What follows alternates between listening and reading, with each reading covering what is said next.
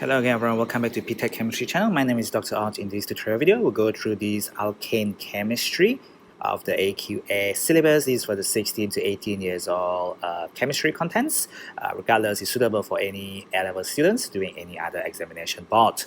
In this question, we have a reaction of bromine with ethane. This is similar to chlorine with ethane. So the fact that we see this free radical, so we see this thing with a dot instead of plus or minus, these things are what we call free radical.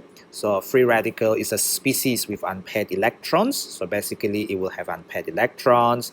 If you think about it, it's a group 7 element. It's a group 7 element. It's got 7 outer shell electrons. So in the p orbital, we're just looking at P5 because that is group 7 or group 17 in your syllabus, or group 7, the Roman numerals that have got 7 outer shell electrons. It's the 5th element in the p block. That's why it's got these p5 electronic configurations, and this is your unpaired electrons, and that is why we call these free radical. So in this first step, this is basically what you call initiation. It's the beginning of the free radical substitution mechanism. And then in the second step, we see the beginning of this thing called propagation, where the free radical start to react with another molecule and then give you another free radical and another molecule. So the fact that this is propagation is a result of me having one radical on the left as well as another radical on the right. And you can see that step 3 is another propagation because I have a radical on the left. I also have another radical on the right. So it's not initiation, it is called propagation. On the other hand, you have termination. Termination is basically when radicals and radicals recombine to give you another molecule, which is not a free radical. The fact that we have radicals on both left and right, that tells us that it's propagation and not termination. Name this type of mechanism, not the reaction. The mechanism itself is called free radical substitution. To do a free radical substitution, what we are doing is we are having the CH of an alkane going to become CCl of a haloalkane, a halogenol alkane. So this is basically in the presence of UV light. If you don't like the abbreviated UV light, you can call it ultraviolet light. If you do physics, you will know that ultraviolet light has much higher energy compared to the visible light RGB. Now, step 2 and 3 are of the same type. Name this type of step. I already mentioned it above. It's called propagation, simply because of the thing underlined in green here. So these are radical going to form another different radical. There's radical on left and right. That's propagation. In this mechanism, another type of step occurs. So that is when the free radicals combine and you form molecule which are not free radical.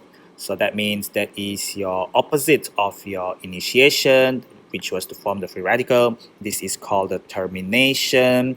And you will see that they say write an equation. They don't say write the equation. So the fact that they say an equation means that there are actually more than one possibility. They said this step. They don't say in particular order that you have to form the product. But let's say this is our main product. So if I want to form CH3CH2Br, how in the world do I get that? I start from CH3CH2Br on the right side. I know there are no radicals on the right side. So there's your CH3 dot, and then there's combined with another different radical that is combining with Br dot. The radical and radical recombine to give you the product molecule here. But of course, there could be other possibility. So other possibility include the CH3, CH2, recombine with CH3, CH2, and then you will get a much longer alkane. There's CH3, CH2, CH2, CH3.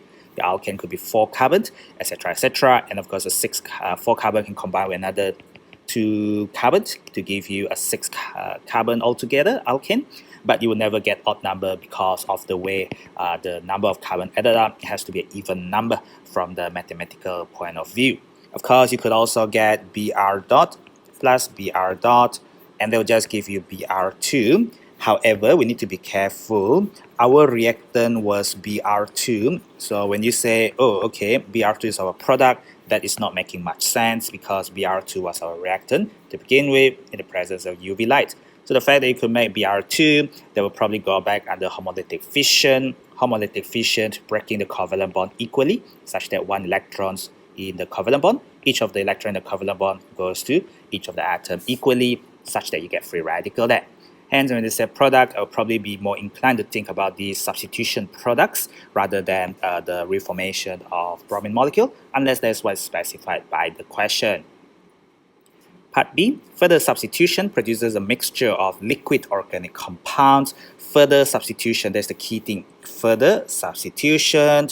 So name a technique which could be used to separate the different compounds. So these are liquid. So the information there is liquid. They have different number of bromines, so they have different boiling point. The fact that they have different boiling points, you should know that you can separate them by using fractional distillation. And we don't use simple distillation because it's a mixture of different substituted products. That means more than one, so therefore we use fractional distillation for the different boiling points liquid. Write equation between bromine and ethane by this substitution reaction to produce this thing in particular.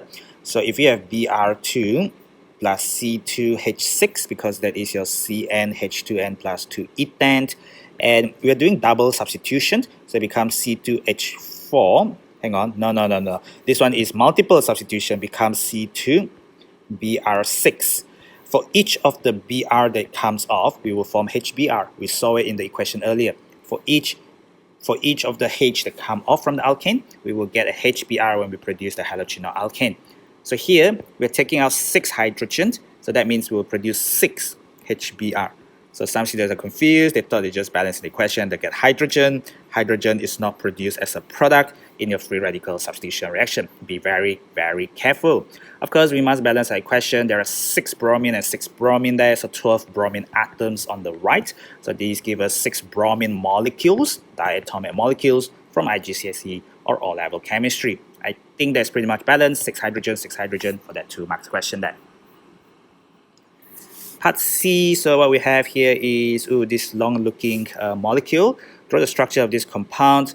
So what do we know? It's a tetrafluoroethane. So the first thing I will do is 2 carbon.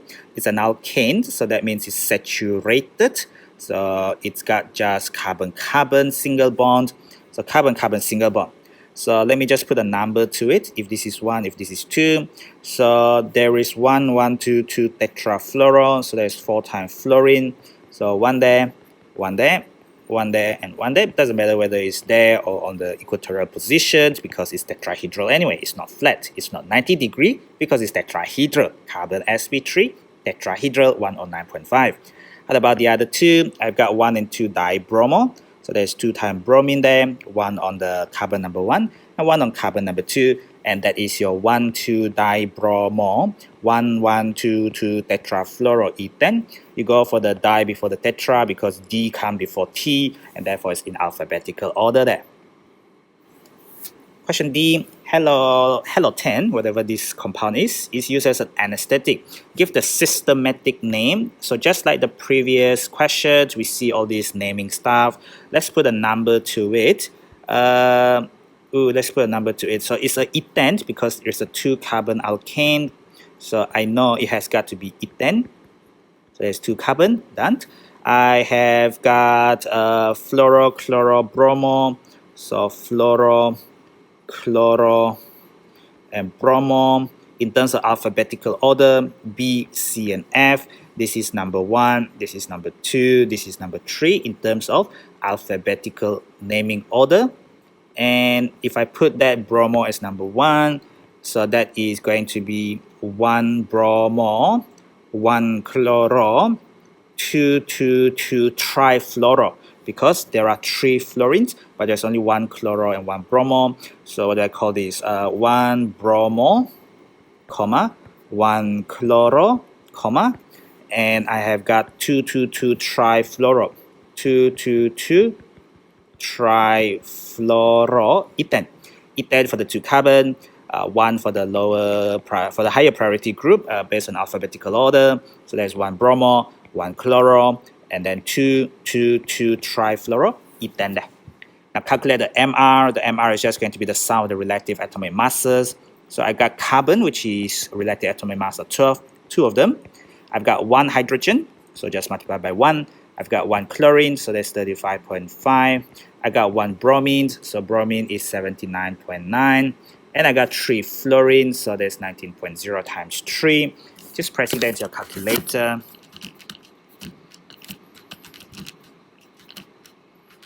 Oops, 79.9 plus 3 times 19.0. I got 197.4 there. Now calculate the percentage by mass of the fluorine. So this is percentage by mass. It means out of the total MR. Out of the total MR, which is 197.4. What is the mass contribution? Think about your mass contribution from the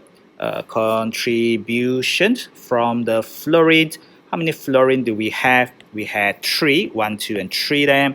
So there's 3 times 19.0 divided by your relative molecular mass. And this gives us 28.9% to 3 significant figure. And that's the end of that 11 marks question there. Question number 2, the fractions obtained from petroleum, they have saturated hydrocarbon. Saturated only contain carbon-carbon single bond. Hydrocarbons only contain hydrogen and carbon atoms only. So step 2, other characteristic of homologous series. They already told you it have a general formula, the same general formula. What can I say? Similar chemical properties. So for example, all the alkanes will undergo free radical substitution reaction in the presence of UV light. What else can I say? There is a trend. In physical properties. So it's not the same physical properties. There is a trend, however, as the number of carbon increases, as the number of chain length increases, so then the boiling point or the melting point would also increase as a result of stronger London dispersion force or van der Waals forces there, etc., etc. Now name the process to obtain the fractions from petroleum. So there are more than just one fraction. You cannot just do a simple distillation. From IGCSE, you have learned about this thing called fractional distillation. These are based on different boiling point of the different fractions in petroleum crude oil. What is meant by saturated? It means only contains carbon-carbon, single covalent bond. Only contain carbon-carbon, or you can say single covalent bond between the carbon-carbon. But I already shown the single bond literally, so I'm not gonna write it down in words again. The next part is about molecular formula. So we know it's CnH2n plus 2. These are the general formula for the alkane homologous series. What is meant by molecular formula? From IGCSE or O-level is the actual number. It's the actual number of atoms, but that's not good enough. This is in one molecule, because the fact that you have molecular formula means that in one single molecule, how many atoms are there actually of each element in one molecule. Now give the formula of the alkane that has 14 carbon atoms based on the CnH2n plus 2. So n equal to 14, 2n plus 2 is 2 times 14 plus 2. So do that on the calculator, you get 30. So the answer we're looking for is actually C14H30. Write an incomplete combustion equation. Incomplete combustion basically will give us, carbon monoxide as well as water. So we're looking at an equation where we have C10H22. Well, actually, they specifically told us it's not carbon monoxide, it's carbon. So basically, not enough oxygen to burn the carbon at all. And I'm going to burn in oxygen, but I'll get carbon and I'll get water based on the conditions set in the question. I had 10 carbon on the left, so 10 carbon on the right. I have 22 hydrogen on the left, so I need 11 water because 11 times 2 is 22 hydrogen atoms. Now there is 11 oxygen atoms. There is 11 oxygen atoms. And therefore I need 11 oxygen atoms here, but this is a molecule. So 2 times something equal to 11, something equal to 11 over 2. That is why we could balance this with 11 over 2. If you are not comfortable with fractions, you can multiply the whole thing by 2. You get 2, 11, 20, and 22. Bigger numbers, more difficult to balance. You should have known that you could use fractions from your topic on energetics when we did formation and combustion. In this part C, we have internal combustion engine here. So we have this pollutant, which is called nitrogen monoxide. So it's quite bad because it can cause acid rain. It can cause a lot of damage to buildings and crops. And what else can it do? It can cause respiratory distress, a lot of breathing difficulties and stuff. Right, equation between nitrogen and oxygen. So nitrogen triple covalent bond, oxygen double covalent bond. This one is very difficult to react. I mean, we have a lot of nitrogen in the air, but they are unreactive simply because of the strong triple bond between nitrogen and nitrogen. They are unreactive. NO is the molecule as given by the formula in the question. Balance your equations with 2NO there. In a catalytic converter, this is what makes car expensive. We use this kind of precious metals, and these are the precious transition metals, which include rhodium, or you can say platinum, or you can say iridium. So these are all very expensive metal, much more expensive than gold, to be honest. Rhodium, platinum, iridium, palladium. So if you look in the transition metal series, you will see that these are very close to each other, like next to each other. Last but not least, how is nitrogen monoxide being removed? The NO is removed by reacting with CO. The CO steals away the oxygen and you get carbon dioxide. Yes, it can cause global warming. Yes, it's a greenhouse gas, but at least it's not toxic, unlike CO, which can bind to your hemoglobin and result in a toxic effect that can kill you. Now, as the NO loses oxygen, it becomes nitrogen gas, which is not N, it's actually N2. And of course, whatever equation we write have to be balanced. The CO takes away one oxygen. Then you think that you should have only one nitrogen atom, but we have nitrogen molecule as an element, so I put a half there. If you want, you can write the whole multiple of 2, which is also the same balance equation. It's just, much nicer, I guess, in the way that you can recognize from IGCSE. This is an equation from IGCSE as well as O-level environmental chemistry. And this is what they ask you in A-level or AS level all over again. And that's it for that 10 marks question. And I think I'll just leave it there for this first part of the alkane topical series on AQA chemistry. Thank you for watching. Don't forget to click the button on the bottom right to subscribe to my channel. To follow me at ptet.chemistry. There's ptet.chemistry on Instagram, Facebook, Twitter, and Telegram to get connected. Get in touch at 656-158. Oops, sorry, that is at +673 for the country code, and then 8656158 for private tutoring, for any examination board, for any curriculum, where I can go through any questions of your choice or any concepts of your choice. Thank you for watching. I'll see you in the next tutorial video.